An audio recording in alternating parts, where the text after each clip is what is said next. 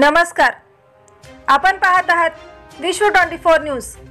मोहाडी तालुका महगाव, जिल्हा यवतमाळ, पंचायत समिती महगाव येथे महिलांनी घरकुल घोटाळा संदर्भात आमरण उपोषण आज 3रा दिवस आहे। अजून शासनाने दखल घेतली नाही। ह्या महिला सर्व वृद्ध असून त्यांची प्रकृती चिंताजनक दिसत आहे, परंतु आजतागत प्रशासनाने त्यांच्याकडे बघितले सुद्धा नाही।